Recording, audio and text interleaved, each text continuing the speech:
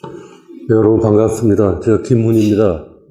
저는 내 마음의 영일만이라는 제목으로 말을 하려고 그러는데, 영일만에 대해서 말을 하려니까 가슴이 뛰고 막 내가 말할 수 없는 것에 대해서 이제 말을 해야 되겠구나 하는 생각이 들었어요.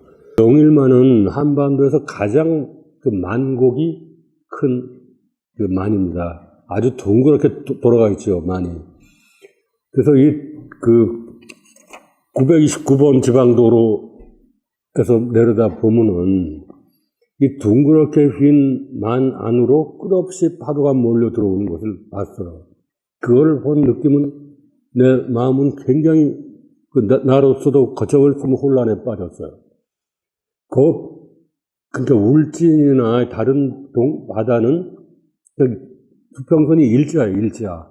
영일만은 이렇게 움푹하게 파져가지고 그 안에 파도가 가득 차 있는 거예요.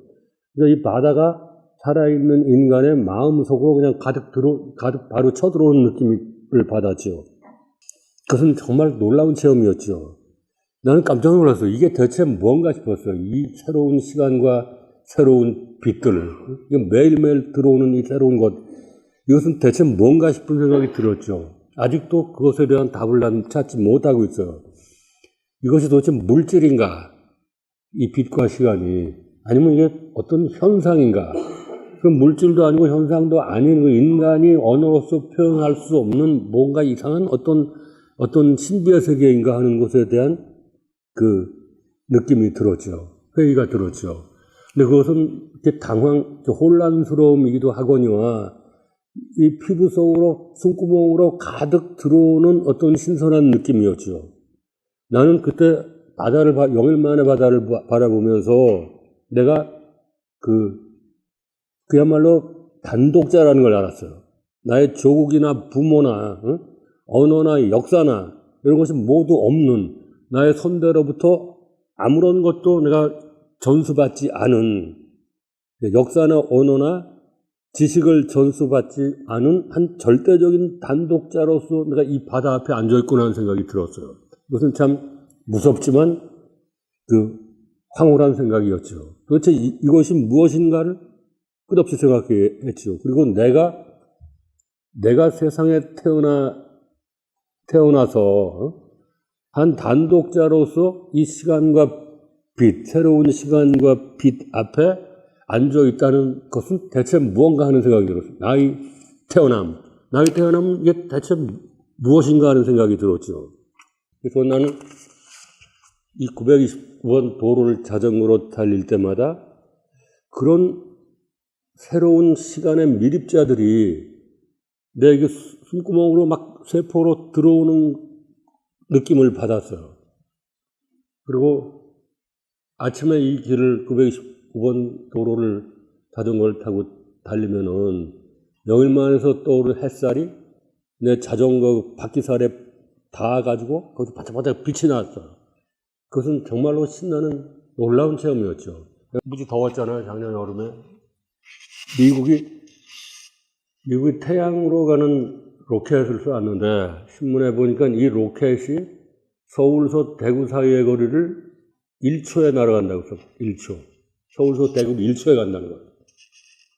근데 그거를 보면서 이게 1초에 간다고 하니까 이게 0이 되면 어떻게 되는 건가? 0초가 되면은. 그러면 다 모든 게 다 무너지는 건가? 물리학이고 과학이 무너지는 건가? 그래서 과학을 전공한 사람들한테 물어보면 그럴 일은 없다. 그것은 절대로 그런 일은 벌어지지 않고, 그것은 어쨌든 설명을 하더라고요. 난 잘 못 알아듣었어요. 하여튼 그런 일이 없다는 것만 알고 있으면 된다. 0.1초라도 그 시간이 걸리는 거지, 이것이 0이 될 수는 없다는 거예요. 그래서, 그렇다면 0이라는 건 뭔가 또 싶어요, 0. 그러면 이게 사전이라는 끝없는 이 동호 반복의 거대한 체제를 이루고 있는 것이 우리가 갖고 있는 사전이. 근데 이런 것들은 그 영일만에 들어오는 새로운 빛과 새로운 시간과는 전혀 배치되는 어떤 개념의 무한고리가 되는 거죠. 개념으로 개념을 설명하는 질서가 무한히 계속된다고 해서 우리가 어떤 새로움이나 어떤 알매 도달할 수 있을까 하는 회의가 들었어요. 영일만에 와서. 영일만은 나한테 정말 이루 말할 수 없는 그 문제거리를 제공하는 것이죠. 연금술사는 아니면 도공, 최초로 도자기를 만드는 그런 사람들은 이제 인간의 한계를 뛰어넘어서 어떤 그 전물질의 영역으로 가려든 사람이겠죠. 그리고 지금 대장쟁이의 실험이 성공하고 대장쟁이의 실험을 역사를 완성하는 것이 이런 포스코 같은 데죠. 이 거대한 대장쟁이의 문화를 완성하는 거예요. 포스코는. 그럼 대장쟁이들이 철광석에서 쇠를 끌어내가지고 이 쇠를 달구어서 무기와 연장을 만든 거죠. 대장쟁이는 무기와 연장을 동시에 만들어. 무기도 만들고 연장을 만들어. 그 세계를 근본적으로 개혁해버리죠. 대장쟁이들은. 그리고 그 쇠를 만들므로 해서 인간은 이제 수백만 년에 걸친 그 부족 생활을 청산해버리고 고대 국가를 만들어서 생산력을 증대시키고 전쟁을 수행할 수 있는 이제 시스템으로 가는 거죠. 쇠를 만들므로 해서 인간은 문명의 대전환을 가져왔고 그로 인해서 말할 수 없는 비극을 인류 역사상에 초래했던 것입니다. 인간의 역사를 이루는 시간은 그렇게 아주 여러 시간의 차원이 다 이렇게 합쳐져 있는 것이다라는 생각을 하게 됐어요. 찰스 다윈은 이 사람은 이 수백만 년의 시간을 단위로 사고를 전개할 수 있었던 사람이에요. 우리는 할 수가 없죠. 수백만 년의 시간을 하나의 단위로 보고 100만 년, 또 100만 년이 지나 이것을 이제 자기 사유의 바탕으로 생각하는 것이죠. 이것은 참 놀라운 것입니다. 그 비그로의 항해기가 이제 그 진화론으로 가는 기초 작업을 한 거죠. 그런 이 영일만에 와서 다윈을 생각했어요. 야, 그 21살 먹은 청년이 나가서 이 세계를 아주 뒤집어 엎어버리고, 완전 뒤집어 엎어버리고. 그러니까 이 세계를 있는 그대로 들여다 볼 수 있는 그런 시각을 열어준 것이죠. 물론 이것은 그의 진화론이 진리다 아니다라는 얘기를 하는 것이 아니고 그가 세계를 그렇게 볼 수 있는 시각을 열어준 거예요. 우리는 그쪽으로 가는 것이죠. 그 세계를 완전히 근본적으로 홀라당 뒤집어 엎어버린 거죠. 어떤 생명체라 하더라도 자기 자신을 변화시키지 않는 것은 그 생명을 미래에 전할 수 없다는 이런 것을 100만 년, 200만 년의 시간, 공간 속에서 이걸 증명해가는 거예요. 이걸 증명해가는 것이죠. 나는 다윈이 설정한 시간은 그것은 한 시간이 갖고 있는 많은 층 중에서 하나에 불과한 것이라고 생각을 했어요. 그리고 그것이 다윈은 그런 자기가 설정한 시간이 인간의 역사 속에서도 유효한 것인지 아닌지에 대해서는 아무 생각을 안 했던 것 같아요. 그것은 100만 년의 시간 속에서 이렇게 됐는데 그것이 인간의 역사 속에서도 유효한 시간인가 하는 것은 그는 생각하지 않았던 것 같아요.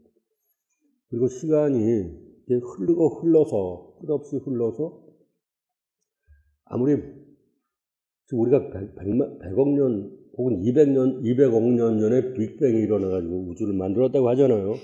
앞으로 100억 년이 더 흘러간들 시간이라는 것은 어떤 도덕적이나 윤리적인 목표에 도달할 수는 없을 거예요. 근데 다윈은 그런 시간을 상정했던 것이죠.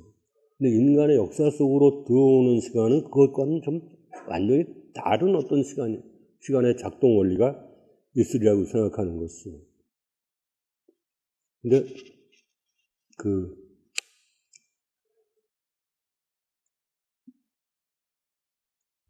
그 인간의 역사 속으로 들어오는 시간은 그렇게 다윈의 시간처럼 아니면 그 모조 이호가 날아가는 시간처럼 그렇게 정확히 작동되는 것은 아닙니다. 이것은 엎치락 뒤치락 앞으로 갔다 뒤로 갔다가 뭐 온갖 그 인간의 악과 인간의 욕망이 그 돌출하면서 그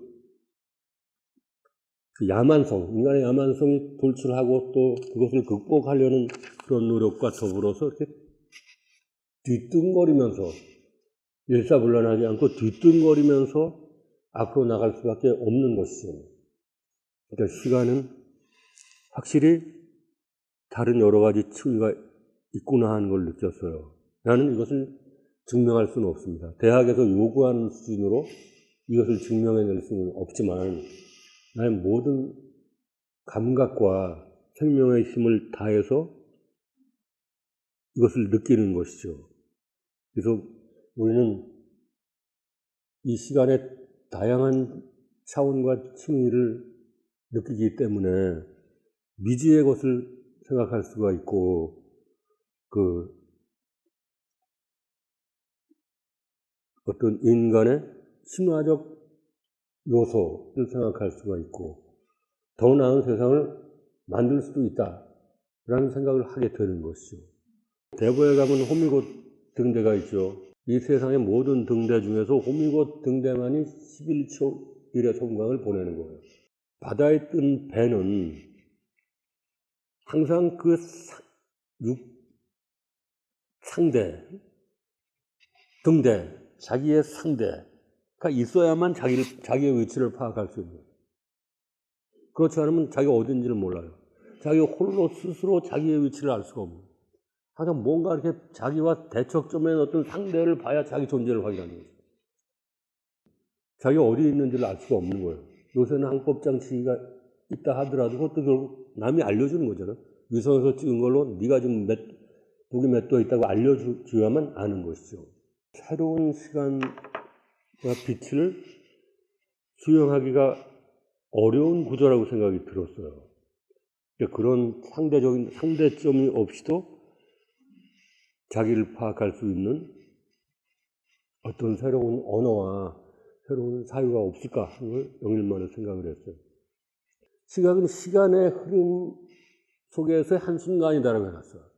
그러니까 이건 하나만한 소리예요. 이것은 아무 때문에 미닝리스합니다. 아무 개소리만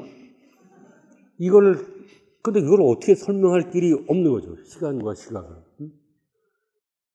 그러니까 이것은 마치 등대를 봐야만 자기의 위치를 알 수 있는 것처럼 무슨 말할 수 없는 것을 말하려고 하다가 딜레마에 빠지는 거죠. 이런 동호반복의 악순환에서 동호반복의 무한고리에서 어떻게 하면 벗어날 수가 있을까? 어떻게 하면 새로운 언어를 동호반복이 아닌 어떤 새로운 언어를 만들고 새로운 표현에 도달할 수가 있을까? 그런 것들이 이제 영일만에서 내가 느끼는 그 혼란이죠. 혼란과 또 어떤 신바람 같은 신바람. 모르는 것이 너무 많다는 것은 나한테는 그 신나는 얘기죠. 그리고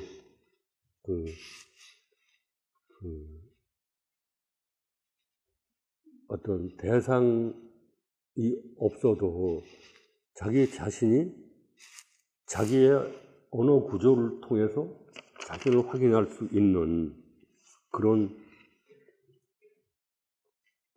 언어의 힘을 확 가져야 되겠구나 하는 생각을 했어요. 나의 생각이 실현될 수는 없겠지만 그것을 또 포기할 수도 없는 인간의 꿈이죠. 그리고 그런 새로운 시간과 빛 속에서만 우리는 새로운 그 이야기, 서사적 로망을 회복할 수 있을 거라는 생각을 했어요. 지금 우리는 그 서사의 로망을 완전히 상실한 시대죠. 그리고 자본주의 사회가 주는 그 삶에 대한 허무감, 욕망의 극대화가 그 인간에게 주는 그 허무감과 무력감, 거기에 이제 매몰되어 있는 것이죠. 근데 영일만의 그런 새로운 시간, 새로운 빛, 그런 것들을 보면서 더 새로운 그 언어와 새로운 미래로 나가야 되겠다. 그리고 이 시간에 다양한 층위를 아주 풍요롭게 우리 역사 속에서 실현해야 되겠다는 생각을 하고 있었습니다. 제가 나름대로 아주 간략하게나마 선생님 말씀을 약간 정리를 해보고 싶습니다. 선생님께서 영일만의 이 빛, 바닷물결에 아마 부서지는 이 빛을 보시고 그리고 이제 시간을 느끼시면서 시간에 대한 이야기를 오늘 해주셨다고 생각합니다. 크게 한 4가지 정도가 저한테 이제 들어왔는데 그 영일만의 빛과 시간 속에서 느끼게 되는 단독자 의식, 요즘은 모나드 이런 말을 많이 쓰는데 어떤 역사도 언어도 지식도 전수받지 않은 사람으로서의 단독자라는 의식을 하게 되신다는 말씀을 해주셨고요. 그 다음에 이제 선생님의 책에서도 소설에서도 많이 보여주셨지만 그 연금술사의 시간과 대장장이의 시간, 무기를 만들고 악기를 만드는 이런 사람들의 시간이 형성해낸 인간의 역사와 과학이 규명하기도 하고 과학이 자신을 발전시키는데 계속 끊임없이 의식하고 도전하는 그런 시간, 진화론의 시간이든 아주 짧은 순간에 이루어지는 그런 과학기술이 영위하는 시간, 이런 것들의 차이에서 보듯이 시간에는 여러 층이 있다. 시간에는 여러 층이 있다고 생각하시는 것. 그러면서 이걸 통해서 우리가 미지의 것 또는 더 나은 세상에 대한 어떤 꿈꾸기 이런 것을 할 수 있는 거 아니냐 이런 말씀을 해주셨고요. 세 번째로는 이제 작가로서의 선생님의 어떤 문제의식을 말씀해 주신 것 같은데 말할 수 없는 것을 말하고자 하는 이런 시도가 빠지게 되는 딜레마. 사전을 예로 들어주셨지만 이 동어반복의 어떤 고리, 순환고리 또는 악순환을 벗어나는 새로운 언어를 어떻게 추구할 것인가. 이런 혼란과 동시에 신바람이라고 할 수 있는 것을 영일만에서 느끼신다는 말씀을 해주셨고요. 그리고 이제 끝으로 선생님께서 이제 이 말씀하셔서 저는 약간 이제 놀랐는데 우리 시대 자본주의 사회에서 인간의 욕망이 펼쳐지면서 우리가 안게 되는 허무감 혹은 무력감 이런 거에 맞서는 혹은 그걸 넘어서는 서사적으로만을 또 꿈꿀 수 있다, 꿈꾸기도 한다. 이렇게 4가지를 말씀해 주신 것 같아요. 빛과 시간에 대해서 말씀하셨고, 그리고 실은 무엇인가라는 이야기, 그리고 등대와 배를 말씀하시면서 등대를 봐야 배가 어디 있는지 알 수 있다라는 이야기, 거울 이야기 이런 거 보면서 저도 비슷한 생각을 한 적이 있었거든요. 나란 사람은 누구인가라는 이야기를 할 때 누구의 엄마, 누구의 딸, 직업이 무엇이다 이거를 다 빼면 그럼 나는 누구인가? 라는 생각이 든 적이 있었습니다. 어떤 수단이 없이 나를 설명할 수 있는 방법이 있을까? 라는 그런 고민이었거든요. 혹시 작가님도 그런 생각을 아마 해보셨을 것 같아요. 그 생각에 혹시 해답이 있으셨는지. 근데 이것은 단독자로서의 자기를 파악한다는 것은 사회적으로 절연하고 은둔과 고립의 길을 가겠다는 뜻은 아닌 것이죠. 인간은 대상을 보고 자기를 파악하는 능력도 있어야 됩니다. 자기를 상대적으로 남과의 관계에서 상대적으로 파악하는 능력이 있어야 되는 것이죠. 그게 없으면은 그것은 온전한 인간이라고 하기가 어렵죠. 그러나 그와 반대로 자기를 어디 절대적인 단독자로서 파악하는 능력이 있어야 된다고 생각합니다. 그 양면이 다 있어야 되죠. 그리고 그렇게 단독자로서의 위상이 확실한 자만이 연대를 할 수가 있는 것이죠, 남과. 단독자의 내면이 없는 자들은 연대하기가 어려워요. 그것은 그냥 무리가 되는 거예요, 무리. 무리의 야만성, 무리의 폭력성, 그런 거에 빠지기 쉬운 것이죠. 단독자의 내면이 없다면은. 지금까지 포스텍 운명신 강좌의 첫째를 이렇게 만들어주신 선생님과 두 번째 박수 부탁드리겠습니다.